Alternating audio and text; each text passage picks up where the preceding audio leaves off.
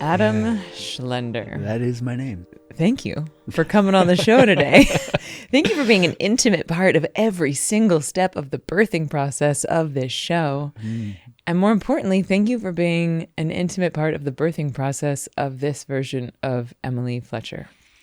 So many people have seen this external transformation. Emily, you seem so alive. You seem so in your power. You seem so radiant. You seem so different. You seem so happy. Like that gets reflected back to me almost every single day. And when I think about why, like when I think about the ingredients that have formulated this new version of me, the number one most important ingredient in that recipe is you. And you have seen parts of me that I don't let anyone else see. You have held a vision of me before anyone else could see it. You have believed in me harder than anyone else has. And you have loved me with more purity and devotion and dedication than I have ever seen a human being love another human being, and that includes mother to child. The purity and bigness of your love is nothing short of a miracle. I am in awe of it. I am in awe of you, and I feel so lucky. I do, in fact, feel like the luckiest to be the recipient of your worship of the divine, of your worship of the goddess that happens through me. And since the moment I really understood the depth of that and could wrap my head, at least as much as I have so far, around it, I have said, Adam Schlender, I want you to teach men to love. Adam Schlender, I want you to teach men to love. Please teach men to love. Because there is a bravery in it and there is a ferocity in it, unlike anything I've ever seen.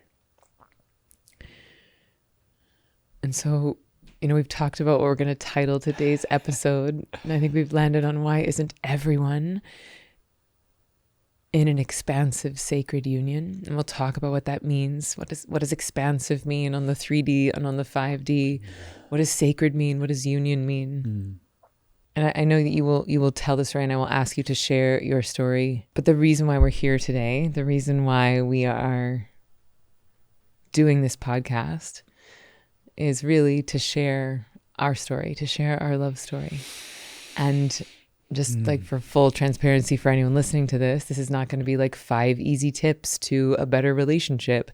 This is not everything people can do to tap into their this. Like this is, I have no interest in standing on any kind of a pulpit from being any type of an expert. My intention in this is to open up my heart. You always have your heart open. But not always. Most of the time, but open up my heart and just share vulnerably, honestly, the simultaneity of the cosmic beauty of this love and the intensity of the 3D reality of what it kicks up and the healing that it has ignited inside of us and the challenges that have come up. Yeah. And it feels like a gift. It feels scary and vulnerable, but also like a gift, because I feel like we've gotten so separate in our day and age, and we might have one friend, or maybe we watch a reality TV show, or it's like we're voyeuristically looking in on other people's lives, but there's power in long form storytelling. It's what we used to do, sitting around a fire. It's how we used to know each other. I also know that when I was pregnant, I would listen to a podcast called The Birth Hour, and it was just women telling their stories of their births. And I feel like that is my desire in this, just giving people a window into the cosmic, outrageous, once in a lifetime beauty of this, and the intensity of the learnings and lessons in it, so that if people are going through something themselves, they feel less alone. So that if people are looking to just feel more connected to themselves, that maybe they can find that through our story. And I really believe that the more specific a story is, oftentimes the more universal the transmission. So welcome to the show. How are you feeling? Are you feeling excited, vulnerable, stoked? I feel at ease in my body, and like my heart is expanded open. and just a relief that I haven't felt in a really long time. Just being here with you, feeling connected to you, feeling ready to speak into the deepest, even uncomfortable truths of what we've learned and what we've experienced on this journey. And I'm ready for the tough questions. Those hard-hitting, truth-driving questions that I'm known for. Yeah, that's right. Let's wow what you are doing with Opus. Can you share with people like what is your vision? What is a giant coherence machine, and what are you doing with Opus? And then we'll go into the story. About 4 years ago, I founded a company called Opus Immersive Inc. With my co-founder CT, and we set out to create a device that people could have in their homes with this simple premise of like just feeling better. Like if you could lie down for 10 minutes and just feel better, you just move the needle of your emotional well-being, like lower the water level of stress in your nervous system and just simply feel better. Like that's so much of what we're after with so many things we invest our time and energy and attention into. And we found this way, which is now multiple patented inventor, of doing that with sound and vibration. It's like lying down, feeling immersed in a cocoon of sound and vibration. So we invented this product called Soundbed. You can go to feelopus.com. You can learn more about that product specifically. And we've pre-sold over 13,000 of them. And the medicine is working as a daily personal self-care tool. So what is Opus? What is a Soundbed? Soundbed is a vibroacoustic device that is unique in that it has 5 independent channels of vibration. So you lie down on it, you experience spatial sound in your headphones, and you experience something like surround sound, but for your nervous system. So like sensations throughout the body. You might feel one instrument on your heart, and you might feel a violin scanning up and down from head to toe. You can feel different frequencies, different sensations. The experience is incredibly immersive.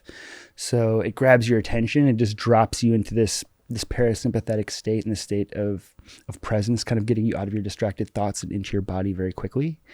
And it does that very reliably in as little as 10 minutes. So people use it as part of a daily practice. People use it in therapeutic and clinical settings. They use it as an addition to their coaching and therapy as a tool for their clients. Yeah. And so Soundbed has been a really exciting part of, and you could even argue like the catalyst to our love story. Yeah. So I'll just paint the picture for people, and then I'd love to hear your version of our meeting. And I think it'd be fun if like we can tell similar stories from different POVs. All of them won't need to be repeated, but so this is 2020, August of 2020. I'm 3 weeks out from asking for a divorce. It's 2020, so there is no Burning Man this year, but a friend of mine threw like a private event on these beautiful sacred Qigong grounds in Santa Fe. When she invited me, there was something in me that was like, you need to go. Like, you have to go and you have to be single. You have to go and you have to be single. And I went there and I did a very powerful medicine ceremony, 5-MeO-DMT, also known as Bufo. Felt like I mourned 6 months of the divorce under this beautiful grandfather tree. The next day I went back to the tree, was meditating under it, connecting. I felt like an unborn daughter named Selah coming in, and I was talking to her and I was like, Selah, I love you. I trust you. I'm in no rush. You tell me when, you tell me where, you tell me who. And then I walked up to this dome and there was these vibrating beds that everyone was freaking out about. They were all full. So I was just in the corner meditating. And then I opened my eyes and I see this guy and he's really cute. And I was like, oh, he's cute. And I closed my eyes. I kept meditating. And the next thing I know, I'm on the bed. Someone puts their hands on my feet. I have a full Kundalini awakening, like massive energy from the bottoms of my feet to the top of my head. I get out of the experience. I'm like, who are you? What is this? I have to create for this. I have to share this with my people. You were like, I'm Adam. I made this thing. And then within an hour, I was back and singing into this ear-shaped microphone, and you were cognizing this plan for me to like live stream into people's nervous systems on the beds that night. And I'll pause there, and then I'd love to hear your version of that first meeting. So I was previously married. About 24 hours before our meeting, I had a moment of healing and sort of integration of the divorce that I was about a year removed from at that time. But I was like really convinced that I was not going to fall in love or be in a committed partnership ever again. I was like, I'm good. I feel whole in and of myself. I like being single. Fast forward 24 hours. I see this woman meditating in the corner as I'm facilitating these sound bed experiences, and like everything in my body is like love and serve this woman. What she came to do is important on this planet. And I make my way over to you. You're sitting there meditating, and I now know that I was just so struck by your consciousness, like your presence in your consciousness. I'd never like witnessed that before. You were just sitting there with your eyes closed, but something was so intoxicating and striking about you. And I was wafting copal, and now I know that you do not like copal, and you're very sensitive to smells. But in my experience, I was walking up to you as like falling deeper and deeper romantically in love, and like time stops and I get really up close to your face, and I waft the copal in your nose, and you open your eyes and you make this like scrunchy face, which is the first time we made eye contact. This is what I remember. And I was like, I have completely effed this up. I blew my shot with this total angel. And then you were on the bed, and I've learned to feel when people are having a quite profound transcendent experience, and they need to be grounded, they need to come back into their body afterwards. And so I put my hands on your feet. I know we've like told the story a lot, but like, can you like go into that moment? Yeah. And feel that moment of like, you have no idea. There's this woman laying on this bed. She needs some grounding. Yeah. Thank you for slowing me down. Yeah. You touch my feet. And like, what did that feel like? What happened? Yeah. So you can just feel if someone needs to be grounded post experience, if they've had experience where they left their body or their energy is ungrounded. It really becomes quite palpable. And so from past experiences, I would put my hands on their feet.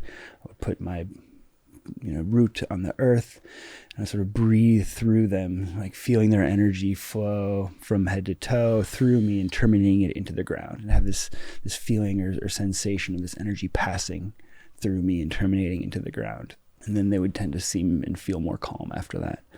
And in the case of Emily Fletcher, I put my hands on her feet, and I felt that energy course through her body, and I had this sensation of like my heart grew an octave bigger, like the sensation of the energetic field of my heart expanded, like it went from something like 4 feet to like 8 feet in diameter from my heart, or radius from my heart. Like a physical, palpable, persistent changed me in the way that I experienced my body every moment since then. And at that time in my life, I could count on one hand the number of times that I've been overwhelmed by emotion to the point of tears. Since then, it's like almost every day. Like almost every day, I think of you. I think about any one of a million moments of wild, outrageous, transcendent love that we've shared. Like my eyes well up with tears, and I'm moved deeply. And I attribute that in part to the fact that my heart got twice as big when I met you. Before we ever said a word to each other. I did not know who you were. I didn't know what your name was. I was like, everything in me was like a wild, I'm all in, yes. I don't know where you live. I didn't know that you had a son at that point. I didn't know any of that. Wow. And that is of note that we hadn't even said a word to each other. Yeah. This is like the thing that you're sort of looking for. You're looking for that sort of sign with someone. I've never heard of it before you ever say a word or make really direct eye contact. Okay, so then we get off the bed, we're singing into the beds. That night, you're there working, so you're facilitating journeys for people. The beds require electricity. We're all hanging out, and then someone runs into the room and is like, fire! There's a fire! Hey, we gotta get the baby! Because our friend's baby was inside of the place, and there was an electrical fire. One of the limbs of the trees caught on fire. It was attached to one of the houses. And so we go, I didn't, but someone goes in, gets the baby out. We have to call the fire department. The fire department comes. They have to turn off the electricity to the entire grounds. It's also deep 2020. It is illegal to be gathering in groups larger than 4. There are 60 of us here. So we don't have to hide from the fire department and police department. Electricity's off. It's dark. We're in the dining room. I'm sitting there by candlelight. We're all singing. And I'm like, I wonder if I'm ever going to see that guy again. And the next thing I know, you sit down next to me. Next thing I know, our calves are touching.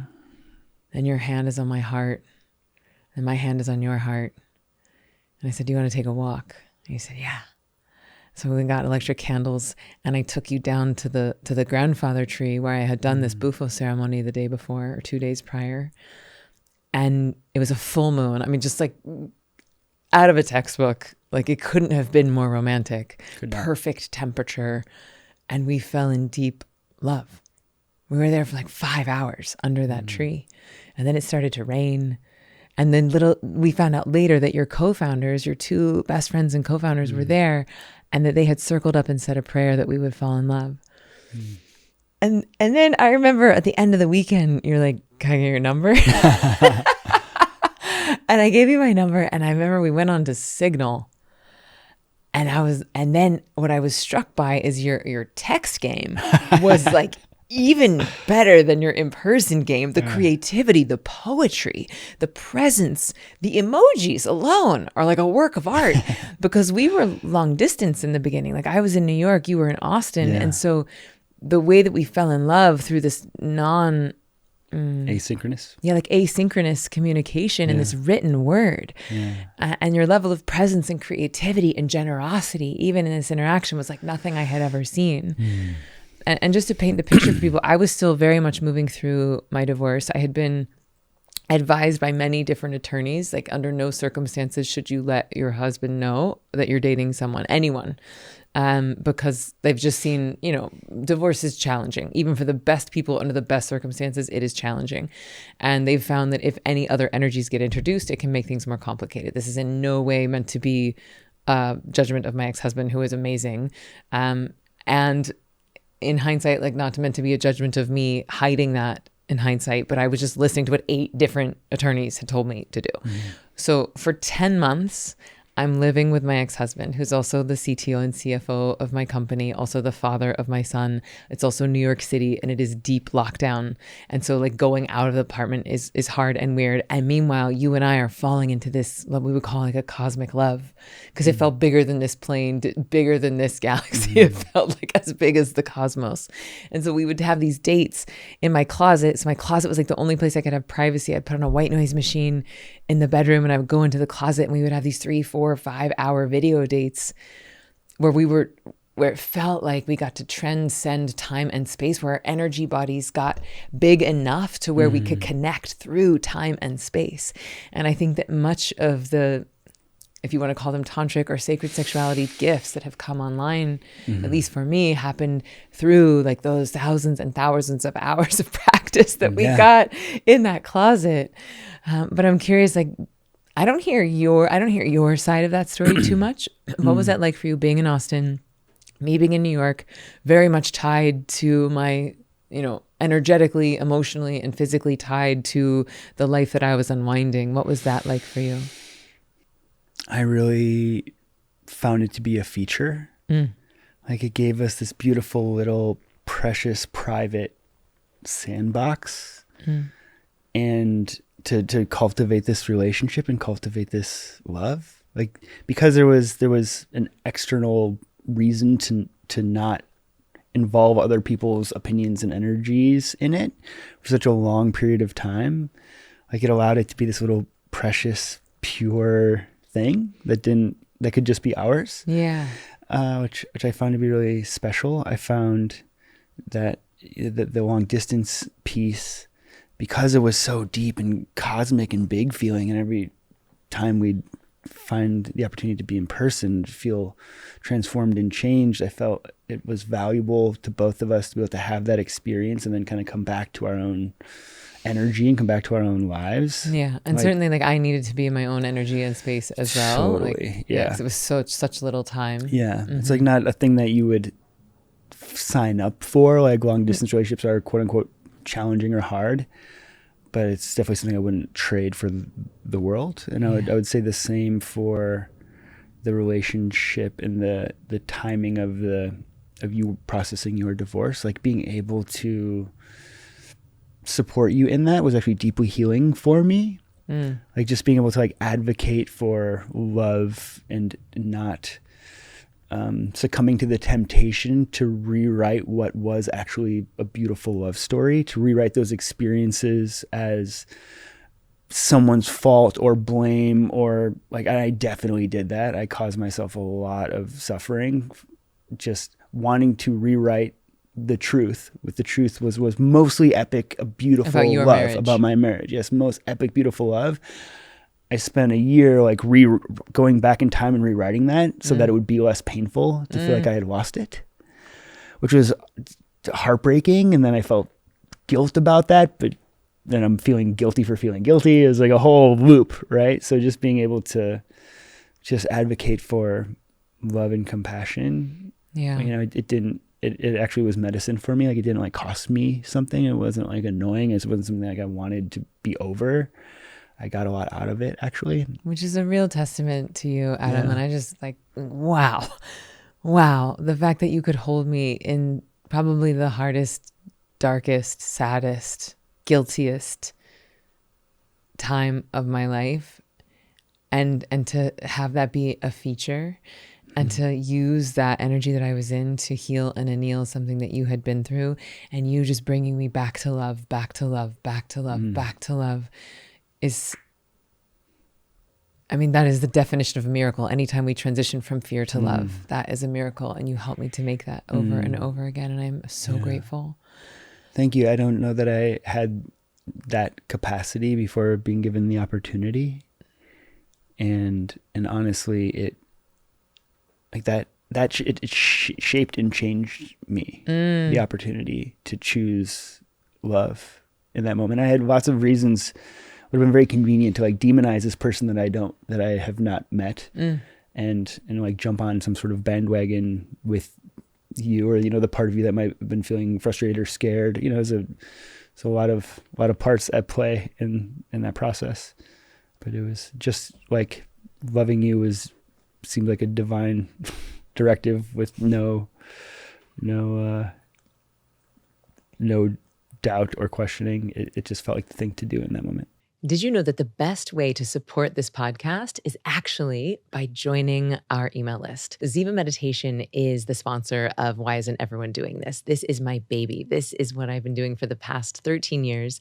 And if you go to zivameditation.com/email, then you're going to be the first to be notified when we drop a new episode. You're going to get invited to free live teachings. And this is also where I share my most recent and my most profound transformations. So I'm going to invite you to go to zivameditation.com/email so that you never miss our offerings, get invited to free events, and you'll be the first to know about our retreats and our courses. So zivameditation.com/email is really where the party's at. And I want to say thank you.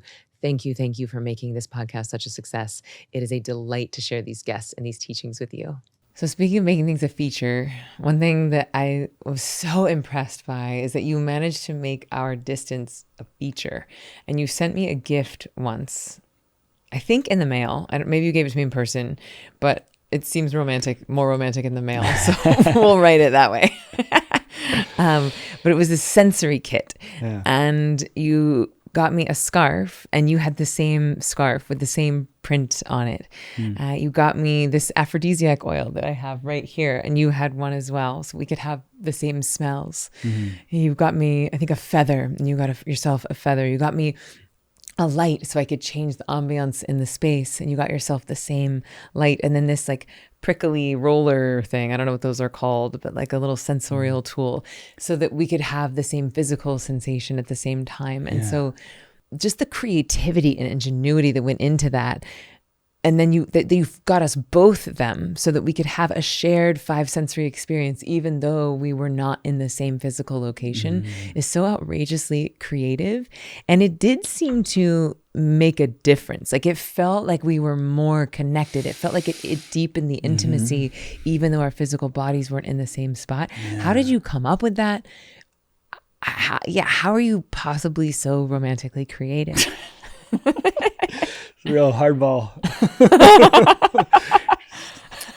cutting deep here.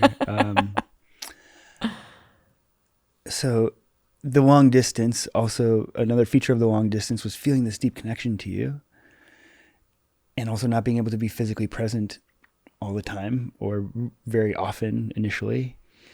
And so how do you kind of like fuel the desire for intimacy? How do you feel connected to each other in this context, and in a context where a lot of times in your circumstance you had to physically not say much or be quiet? Yeah, so that's another piece, is that because I was sort of keeping things private, I didn't want to seem like I was on the phone all the time. So I would oftentimes have you on headphones and I just wouldn't talk. Yeah. And we'd be in the closet.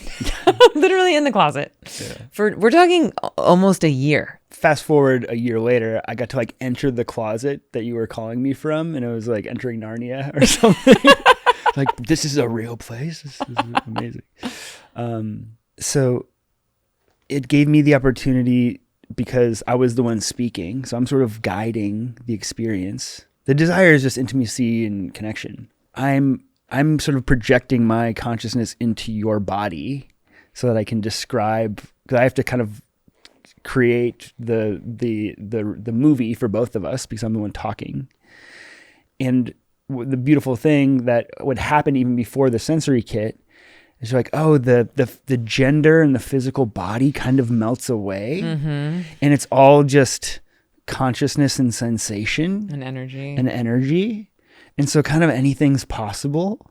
And so the gender roles or dynamics are like I could tell you anything in it and have you imagine it, and you could imagine it, and then I could feel it like it's my own body. Like, it just created this amazing sort of like ultimately sandbox for us to like learn Tantra before we really knew Tantra. And it felt like it was like an avatar, or like a hand in glove. Like you would be the hand and I would be the glove, or I would be the hand and you would be the glove. So one of us would like move our hand as if we were caressing the other's face, and the other one would caress their face. It was almost like as if we were animating each other. Mm-hmm. And maybe not 10,000 hours, but hundreds of hours of practicing this. It really came to a place where like I could do this, and it's like I could feel the sensation on your face. I could feel the sensation of touching your face, and I could also feel the sensation of like having your face. Like, what did that feel like from the inside?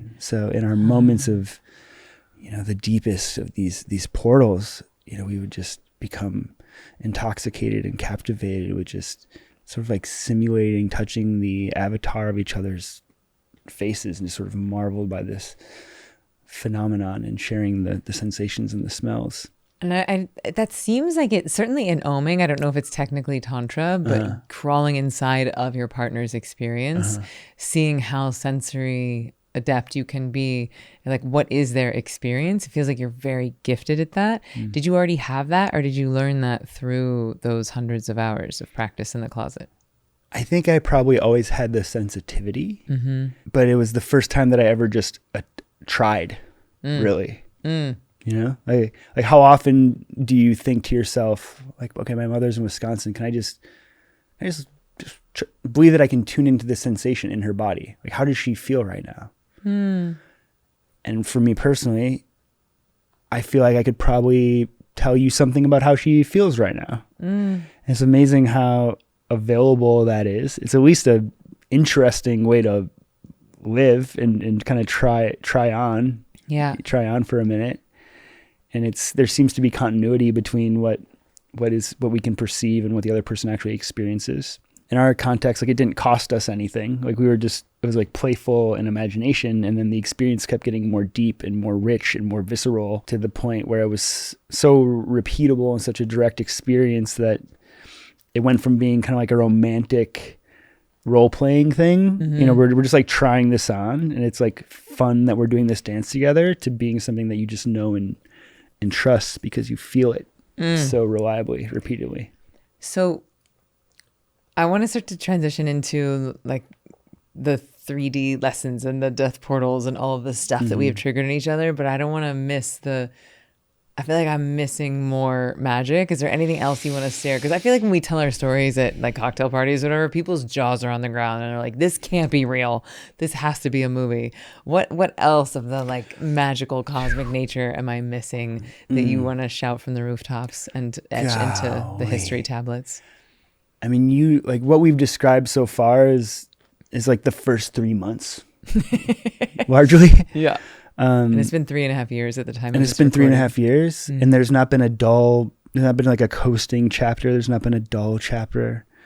There's not been a chapter where our love and intimacy has ceased to expand. And with that, which we can say more about, has come like confronting deeper wounds, deeper inner work, deeper work together. It's kind of the spectrum expands in both ways. We've earned the sense of expansion. And just bring us back to what is expansive sacred union? Yeah.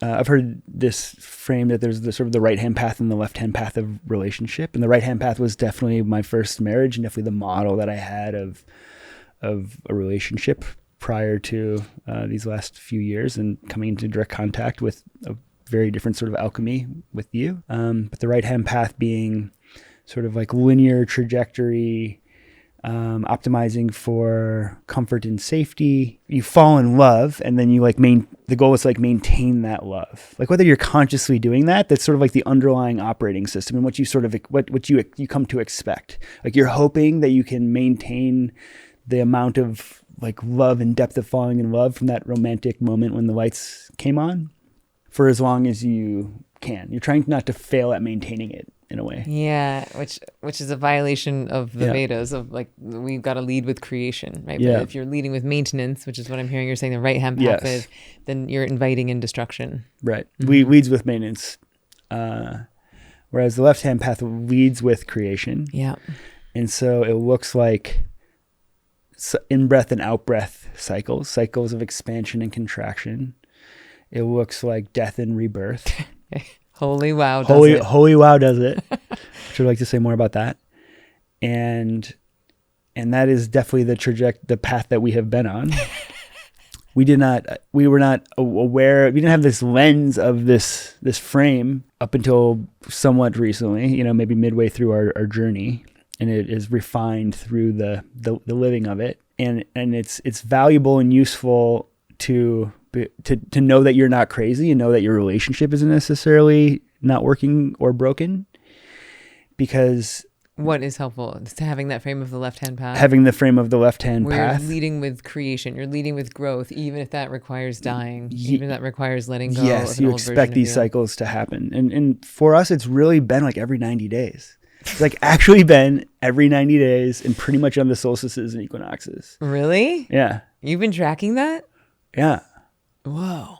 And this for me emerged from like everything is objectively outrageously better than I would have dreamed possible 6 minutes ago, definitely 6 months ago. And yet I have this sense of contraction in me. And this is sort of like this loud, noisy sense of alarm or something, or just resistance to appreciating exactly what is. And I'm like, what is that? Like, what is that in me? Like, what is going on with this phenomenon? And in a simplest form, like experience a cycle of expansion of like, oh my God, I never thought that I could wake up every morning next to someone and just be like moved to tears that we get to do it again today. Like absurd, like ridiculously amazing, outrageous, expansive love. Like we spend 20 minutes together doing some sort of creative work. We burst something amazing. Our physical intimacy just keeps getting just like wilder and more cosmic and outrageous without us even trying that hard. It's just happening to us and through us. Falling more and more in love with your son by the minute, like all of it. And something in me is contracting. And like, what is contracting? There's something in my nervous system or my consciousness that this is now far beyond the edges of what I thought was possible or available to me. Mm-hmm. Like the love is bigger than I thought was possible.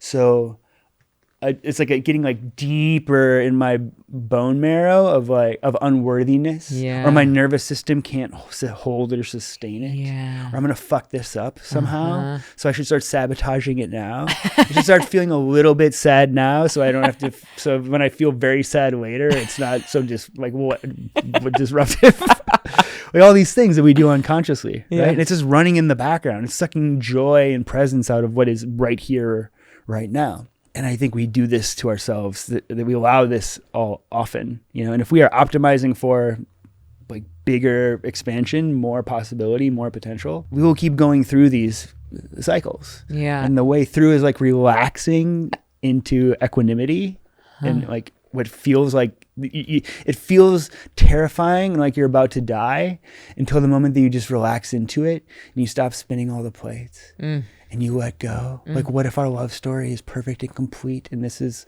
like our celebrating it and putting it in a time capsule right now, like coming to that place of equanimity and peace right now. Like, look at what happened. Like, what on the other side of that is love. Like, experiencing it as love. It's like actually on the other side of it is love. Like love and a liberation, actually. On the other side of letting go of what is love. Yeah. Relaxing into what is. And it's terrifying until the moment that it's not. It's terrifying until you do it. It's terrifying until you do it. Until you actually let go. Yeah. And is that how you've made it through so many death portals? Yeah. And because that term might not be readily usable by many people. Like, what is a death portal? Certainly, I would say that in meditation, we practice dying, because we practice transcending the left brain and accessing the right. In medicine work, plant medicine work, you're definitely connecting with source, transcending the ego. I think in pleasure work, orgasm is called le petit mort, the little death. Yeah. So really in all of my work, in meditation and medicine and pleasure, I am teaching people in some relationship to practice dying.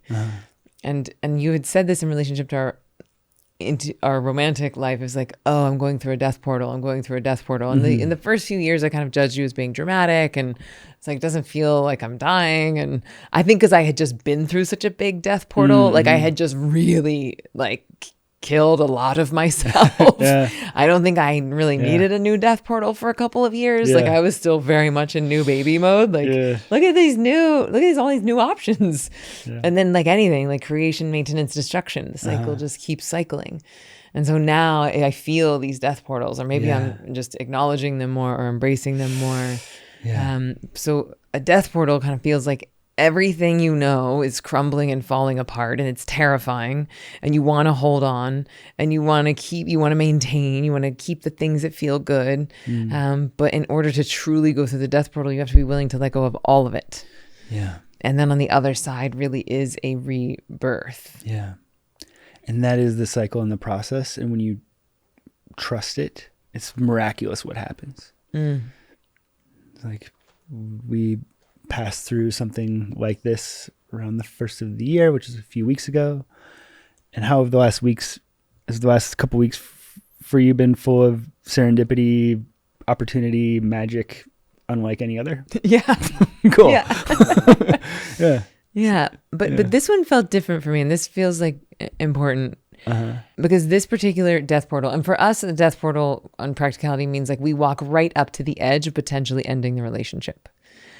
And then we either decide not to, or we try something else on, or we do just be like, what if we actually try it on? Like, what would it feel like? What would it look like to just fully surrender? And oftentimes on the other side of that is some new insight, some new growth. And so in this particular instance, for me, I was pretty much, for about a week, I was in the space of like, I think this is coming to a close. I think it's coming to its completion. And I had a conversation with Layla, and she said, Emily, do you feel like you have learned everything that you have to learn from this syllabus? Like, life has given you this particular syllabus. Like, have you learned your lesson? Have you done everything you can to learn this lesson? I was like, 100% no. And that kicked up a level of humility in me, because I had been on the side of arrogance and judgment and blame, which I love. I love my judgment. I love my blame. And I love to feel better than. And it turns out that's never the answer. just 0% of the times is that the answer. And so when I humbled myself to be like, I have not done my work, and what feels like this particular lesson for me right now, it is like, can I trust the masculine? Can I trust the masculine in me? Can I trust the masculine externally? Which is basically, do I trust life at the end of the day? Because it's 50% of life. And then in so doing, like, can I heal my father wound? Like, can I heal my relationship with my dad? And so when I got clear on the fact that I had not done that syllabus, and I don't drop out of class. Like, I'm not a dropout. I'm gonna graduate. It's 5 gold stars. I'm gonna graduate with A+. Yeah. That's what I do. And so when I made that choice and really put the energy back on myself and looked at my side of the street that I needed to clean up, it felt like nature was like, high five, high five, high five, high five. Whoa, serendipity, magic, flow, green light, green light, green light, green light. And that was really encouraging and exciting. That to me feels like bringing it back to expansive sacred union. I believe that the point, one of many, but one of the points of relationships is to teach us our lessons. Just like we incarnated into our nuclear families to learn our lessons, I think that we also attract these relationships to learn our lessons, and also often the deepest, most core, most foundational wounds that were created by our mother and father. Because only someone that we love enough and trust enough to see the most intimate parts of ourselves will have access to the most wounded parts of ourselves. And so it makes sense that the deeper we go into these layers, the more things will get kicked up. And so I am in this inquiry right now, which is why I did not want to do this podcast from a place of like, learn these 3 easy lessons. Like, I don't feel in a place to teach about it. So this does feel like a vulnerable share. But I'm curious for you, like, what feels like it's getting kicked up for you? Like, what's your, and if you don't want to share, you don't have to, but what's your curriculum right now? So I feel like the same week that you were referring to, like after we've been doing the work and the processing of weaning into what are the timelines of which we transition out of this partnership, we transition into some other form of being in each other's lives or not being in each other's lives. We really like took the walk on all of those timelines, and particularly and intentionally the ones that are the most like gut-wrenching, heart-breaking. And the beautiful thing about that process is like in your sadness, trying on those realities, like I've never felt your love more fully. I've never felt the depth of it more than in the heartbreak. And I think vice versa. So there's like actually potent medicine in, and also existential kink there. And like, existential can kink. we just love each other without the like heartbreak of like almost breaking up? And existential kink. Like, totally. Yeah. Okay. But that's a podcast for another time. Yeah. But I also think the value of that process, I believe the value of that process is those fears are unconsciously running and siphoning energy and like adding noise all the time. And so like taking them all the way through to their conclusion, like feeling the feelings really loosens their grip on you. Yeah. And that feels to be like a big theme on the podcast right now of like, and in our life and in our work of like doing what we would call parts work or internal family systems. Yeah. Like we have an amazing guy, David, who works with us as a couple and like gives us the time and permission and tools and container to give these parts of us the microphone, to let these wounded, hurt parts, these little kid parts, these exiled parts, time to voice their opinions, time to voice not their opinions, their feelings. Yes. And then once they feel expressed and seen and heard, then they can chill. And then the sovereign version of you can start to take the reins of your life. Yes, absolutely. So taking that process, going through the death piece, letting it sort of loosen the grip. I came to this place of like, I need to make a choice for myself that feels like neutral and empowering. And I feel us in this tension or finger trap of like neither one of us like wanting to let go, because we feel like if we let go, then like what our cosmic love goes away. So coming to a place which is not true, like we are channels and not the source, is you're fond of saying so beautifully, like we are tapping into the source of all love through each other. Yeah, this relationship is not the source of our love. It is the channel for our love. It's the channel for our love. And so coming to a place of like, I am at peace and whole, and my life will be epic, and I will be successful, and I will be fulfilled, and I will have all the things that I want without you. This is sad because I prefer the flavor of it that is with exactly you as you are, and all of you. But coming to peace with that was like passing through the portal for me. And then it just seemed like the moment, without us even having a conversation, that switch flipped in me, switch flipped in you. You know, there's been this big wave of expansion since then, which is just sort of the pattern of how it works. It just like I've watched that happen over and over again. It's like an internal switch of energy, and it can't be 99%. It has to be like 100%. 100% what? I can't be like, oh, I'm going to like let go 99% so that I then get everything. So then I can be attached. Fake it. Yeah, right. Then I can be attached. You can't fake detachment. Right? You have to actually detach. I can't detach myself from the relationship so that in service of the relationship, right? Which is like I'm doing this so that it can't happen so that. And so now I find myself in like the rebirth, sort of like the rebirth process. Like I got to this deeper truth within myself. I have this like anchor of a way of being and relating to you, and like relating to you in a way where I am more in my truth and more empowered. And it feels like I'm getting, you know, I'm experiencing the contractions of like this being birthed into a new sort of version of myself. And it's like I'm just noticing the frequency and the intensity of the opportunities to actually like integrate the shift in awareness or in the change. Well, it feels like the Eleusinian mysteries, where people would go there and they said, you go to Eleusis to die before you die. Yeah. And if you die before you die, then you never really die. Yes. And that feels like what we are doing here. It's like we're sort of choosing to get ahead of the death and rebirth cycle, which creates the expansive sacred union. Yeah. So I feel quite sure there will be a part 2, maybe a part 3 of this. But as we start to bring it to a close, what would you know, if you were to heed that call of mine, of like, Adam Schlender, please teach men to love. Adam Schlender, please teach men to love.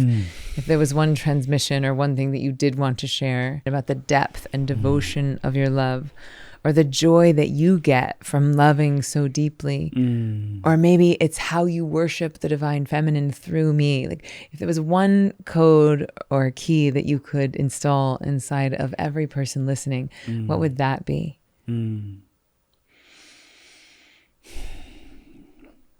I've practiced using just about everything in our relationship as an opportunity to love you better. How can I use it as an opportunity to love you better? And how can the act of loving you be a complete energetic loop? Like, I'm doing this from this place that brings me fulfillment, which has given me so much joy and been so rich that I can just like admire the shape of your nostrils and be like moved to tears by it. And like, I don't need you to do anything. I can just adore it. And by like consciously practicing that, and I had a habit of like chewing my fingernails neurotically for a long time, and the thing that really helped me stop growing them, they're actually now quite beautiful. Congratulations and thank you. Like every time I'd put them in my mouth, I'd be like, I love you, Emily Fletcher, and I'd like feel our love and imprint that over and over and over again. So imprinting the frequency or the feeling of our love over and over and over and over again has like given me the capacity to like hold the intensity and challenge and your sword and shield, understandable sword and shield at times, because like I can tune into the frequency of our love, and I've practiced it so much. And I mean, I'm still very much learning this lesson and to integrate it, but you are a big, powerful, independent, capable woman, and you don't need a man. Like you don't need men. And also there's like a part of you and a part that wants to just deeply surrender into the masculine in your partner. And I am like learning how to like hold you and hold myself in that process, and how to love myself and love you as we're learning how to find this sort of new alchemy or this new mode and way of being together, and like lifting you up and also not, and like maintaining my sense of self and sovereignty. Like, how do I be like a king that is in devotion? How do I be like a warrior that is like taking a knee in devotion and fierce and dangerous, but also in devotion? Like, that's like what feels true in my body, and what the F does that look like? And so I think that as I've talked to men, like something like that resonates with them. They're like, I'm trying to play a different sport and I don't know what it looks like, and it feels strange how to like integrate into being like in my masculine and also like with my heart all the way open. And so I guess giving yourself a permission slip to like know that we're figuring this out. You know, our fathers likely didn't model this to us. Our movies and myths didn't model this for us. And the world's changing and we're changing and it's all changing. But it's been useful for me to think of like I am like the banks of the river. Like my job is to like hold and like give your like wild feminine something to flow through. I don't need to like control you. I don't need to like stop you. Like actually what I want to feel nourished by that energy flowing through you. Like, fuck yes, like flowing through you, flowing through me, flowing through our relationships, flowing through our creative projects, flowing into every minute of every day, like drinking from it. And there's like an energy and using that just metaphor has been useful. Like, how can I be the banks of the river so that you can flow? Thank you so much for that analogy. Thank you for the depth and purity with which you love. I didn't really fully understand that analogy, the banks of the river, when you first said it, but now as I'm understanding more masculine and feminine energies, even on a cellular or atomic level, it makes so much sense. And the fact that you choose this, the river, feels so important and indicative of you, rather than, you know, a container, a cage. Even the membrane of a cell is closed. But for us, for me, for you, this banks of the river, it's like it allows it to come from source. It allows it to flow through. It allows it to be bigger than us. And the stronger your container, the stronger my flow. And that feels like a model I can really hold, and that we can keep nourishing ourselves in and through. Oh, there's so much more to say, but this feels like a beautiful start. Thank you for sharing your heart with me. Thank you for sharing our story with people. I'm quite sure people are going to want to know more about this amazing human that is you, and also this beautiful coherence machine that you have created. So where can people find out more about you and Opus? At Feel Opus on Instagram. You can feelopus.com. You can learn more about Soundbed and follow what we're up to. I have a social media detox, became a social media hiatus. I recently just like churned back on my profile. You're welcome to find me on the interwebs as well. I still haven't started fully. You've been a little busy. I've been a little busy. Feelopus.com and at Feelopus. Yeah, great. Oh, friends, thank you for going on this ride with us. I can't even imagine what this has been like. Either probably riveting and captivating, or you're like, why don't you guys pay your therapist for this? Either way, if you're still here, if you are still listening, thank you. My deep prayer is that you got something beautiful, valuable, tangible out of it, and that the specificity of this story helps to create some level of universal relevance, so that you either allow yourself to be loved more deeply or allow yourself to love more deeply. That you could use every opportunity in your relating, whether it be with your child or your parent or your partner or yourself. How could I love this person better? How could I love this person better? And Adam Schlender is a living, breathing example of that. So thank you for joining us on this very special, very vulnerable episode of Why Isn't Everyone Doing This? If you enjoyed it, you can take a screenshot of it. You can tag me at Ziva Meditation. You can tag Adam at, well, we didn't say your social, your personal, but it's cool. What do you want to say it? Adam J. Schlender? It's Adam Schlender. Adam Schlender, at Adam Schlender, the one and only. He doesn't need his middle initial. It's just at Adam Schlender. But I love you. I love you. Please share this media as medicine if it has moved you in any way. And I will see you next week on Why Isn't Everyone Doing This?